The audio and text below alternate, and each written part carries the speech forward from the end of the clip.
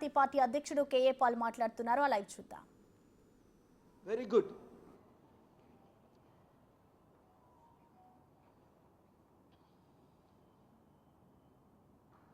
డెబ్బై సంవత్సరాల వయసున్న చిరంజీవి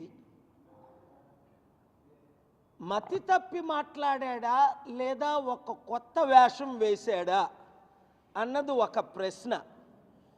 నిన్నేమన్నాడు? నేను రాజకీయాలకి దూరంగా ఉంటున్నాను, ఇంకా లైఫ్లో ఏ పార్టీలో ఉండను. మొన్నేమన్నాడు? ప్రజారాజ్యమే జనసేనగా ఆవిర్భవించింది.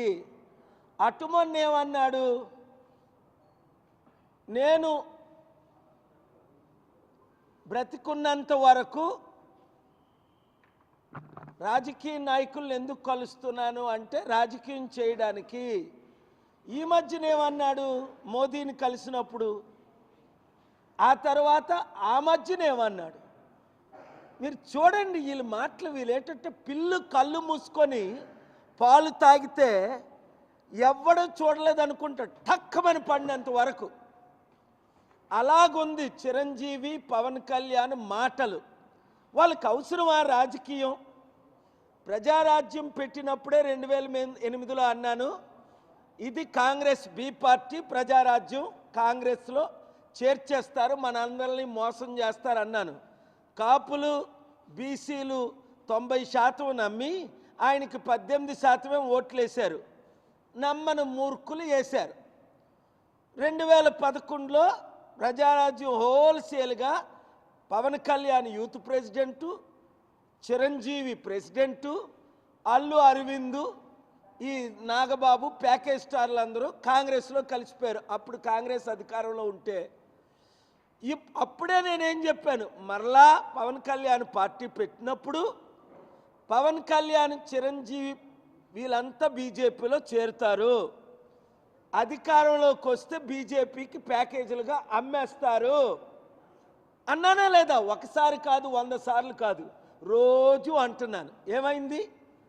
మాయావతి కాళ్ళ మీద విశాఖపట్నంలో పవన్ కళ్యాణ్ పడినప్పుడే, మోదీని తిట్టినప్పుడే పాప మా చంద్రబాబు నాయుడు గారు ఎలా నమ్మారో అది నాకు విచారంగా ఉంది.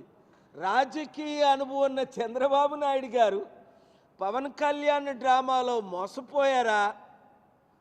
కొడుక్కి మోసం చేసి, లేదా మరలా మిమ్మల్ని జైల్లో పెడతామని జడిపిస్తే ఆయన పవన్ కళ్యాణ్ చెప్పినట్టు దాసుడైపోయాడా? ఇది మాత్రం నాకు క్లారిటీ లేదు. చంద్రబాబు నాయుడు గారు వినండి ఒక మాట. పవన్ కళ్యాణ్ 2019లో మిమ్మల్ని ఘోరంగా తిట్టి CPI CPM BSP JD Lakshminarayana 5గురితో పార్టీ పెట్టినప్పుడే 5-6% ఓట్లు వచ్చాయి. చిరంజీవి హోల్సేల్గా 2011లో జాయిన్ అయినప్పుడే 2014లో 1% ఓట్లు రాలేదు. వాళ్ళకి ఓట్ బ్యాంక్ లేదని మీకు తెలీదా? ఏది ఏమైనా ఎన్టీఆర్ స్థాపించిన తెలుగుదేశం పార్టీకి ఎప్పుడూ కొంత ఓట్ బ్యాంక్ ఉంటూనే ఉంటుంది.